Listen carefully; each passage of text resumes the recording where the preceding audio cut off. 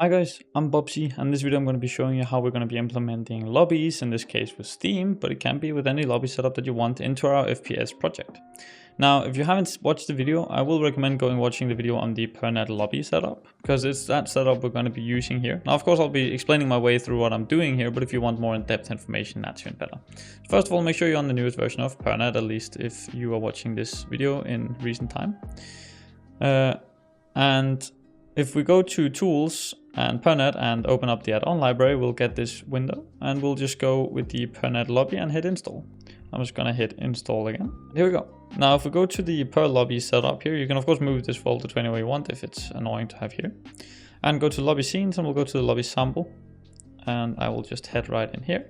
Go to the 2D view. I guess it doesn't really matter. If we go to the lobby manager, you can see the Steam lobby provider is already added here. So I'm just going to go ahead and add steamworks.net to the package manager. I'm going to click that, just wait a little bit. There's no rush, and when Unity updates, it'll update it'll pull in the steamworks.net package. Now, mind you, if you already have a Steam app ID, you want to go to the assets folder, to the Steam app ID txt, and change out this file right here. If you have another setup already that is using Steamworks, like for example Heathens, which is a package I can recommend, then you don't, of course, want to pull into the package like this. It should have already been there. And also you likely don't want to be having the lobby handle the Steam initializing. But in this case, I don't have another setup, so I do want the Steam lobby to be handling the initializing. Cool, so now that we're here, and I'm gonna have this handle initializing, I'm just gonna go ahead and hit play. And you can see Steamworks initialized successfully. And if we go to Steam, you should see me, that I'm now in the game of Space War. Cool, so now if I, for example, create a lobby, I hit ready. And as you can see, it's gonna now try and enter us into a scene that is not in the build profiles. So first things first, let me add this lobby sample scene into the setup here. I'm just going to put this at the top. Now the network sample is the one that it was going to try and move me to, and we can just add that just to show you how it works. I'm going to hit create, hit ready, and then we're going to be in this scene, and it's going to start up the connection for us. Now the way that the lobby setup does start the connection is actually that there is a lobby data holder object that just exists in the don't destroy and load. And you can see if we open up the serialized lobby, it'll actually show us the details of this lobby. In this case, it'll use the lobby ID to connect with. Now this is just using the PurrNet transport. Now if you're already using Steam, I'll actually recommend that you use the Steamworks transport. We already have the Steam transport coming with PurrNet, where you essentially just, as the address here, put in essentially the owner's ID, or the room owner's ID. So you can customize your functionality to use that. Now in this case, we're just going to be using the per transport because it's going to be quicker for us for testing.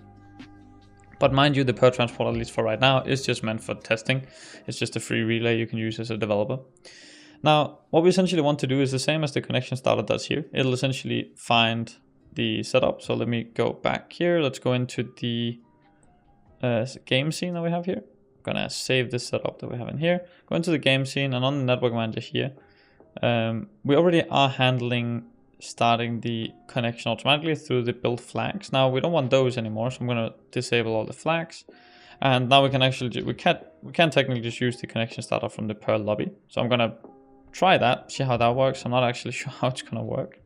And if we go back into the lobby sample in here, we see we have this scene switcher, and this will choose which scene to switch to. So I'm just going to drag and drop the game scene in here. I'm going to try and hit play, create lobby, ready up.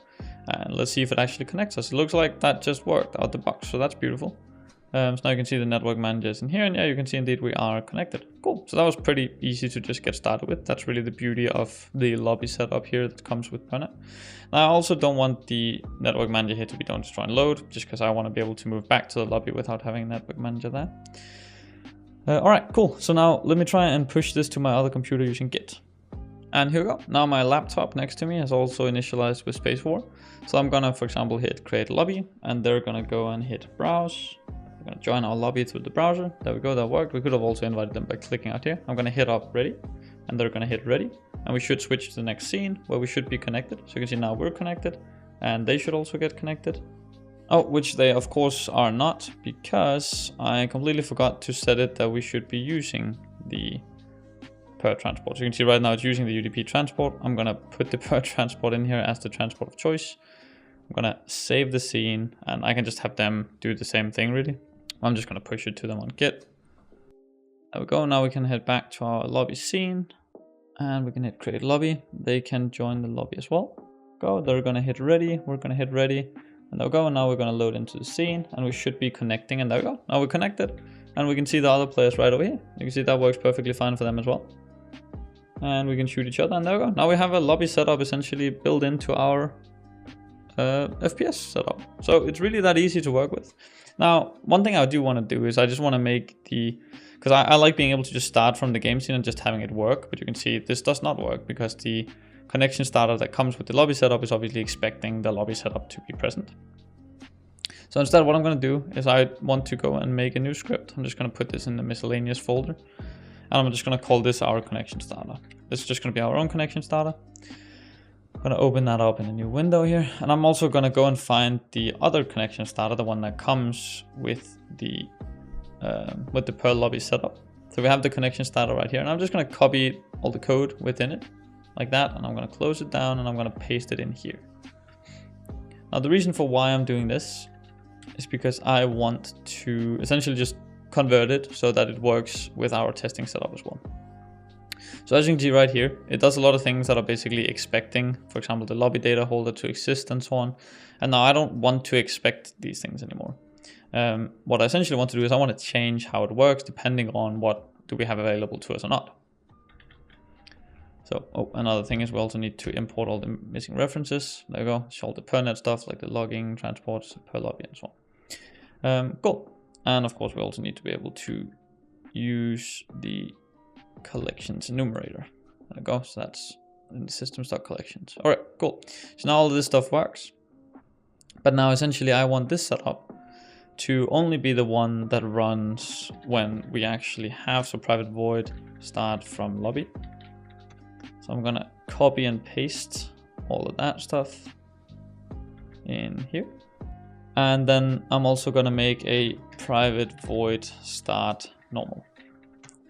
And what we can actually also do is we have the per transport. We can also set it up so that we can find a UDP transport so that we can use that for our testing setup. And let's just go and do a similar thing to what we did with this transport here. And then I'm gonna rename this transport to be the per transport. There we go.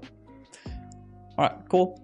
I know I might be going a little bit quicker. I hope you're able to follow. Essentially, it's just I want both transports now instead of one, because then the reason is I don't want to be using the per transport when we're just testing locally. I just want to use the UDP. So we already have the network manager. So if we start from lobby, we want to say that the transport will be equal to the per transport. And then we can do the same thing up here, but instead we want it to be the UDP transport.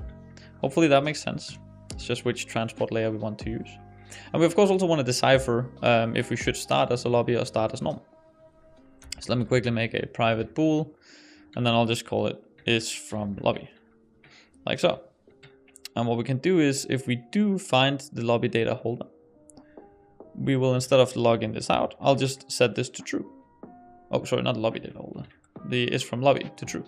And so in the start here, we'll just do if is from lobby will start from lobby, or else we'll just start as normal. So like so, which essentially just if we find the lobby data holder, which means if we have data from the lobby, then we want to start it as we are a lobby, and if not, we want to do it otherwise. And this should really be as easy as just taking the UDP transport and, well, pretty much just calling, yeah, I guess pretty much the same thing. Oh no, I guess this is where we want to check if we're a clone. So in this case, we use parallel sync. So what we can do is I can check, I'm pretty sure it's if parallel sync dot clones manager dot is clone, then we only want to start it as a client. Or so I guess if it's not a clone, then we want to start it as a server. So start server, oops, start server, like that. And then we always basically want to start as a client, like that. Cool. So if we're not a clone, which essentially means we're in the main editor, then we want to start as a server, which means now if we go back here and we just hit start, it's still, oh, that's because we're using the old connection starter still. So we can remove that. And now we can take the connection starter that is not from the Perl lobby setup like this. And if I hit play now, and there you go, now you can see we connected successfully because we're still using the UDP setup. And now it would still work with our parallel sync clones too. And I guess for good measure, let me just go and confirm that. So here we go. Now I just started the server and I started the clone as we would normally. And as you can see, this just works. Now we're on the UDP transport and they both work as intended and we're essentially back to our gameplay loop. Well, I really hope that this tutorial was helpful. I really hope that you enjoy adding the lobby and that you like the lobby setup. I've been working very hard on it over the last couple of days, and I'm very happy with how it came out. So let me know what you think in the comment section. That'll be very nice. And yeah, I just hope that you'd like to leave a like, comment, and subscribe. And I hope that you have a wonderful day.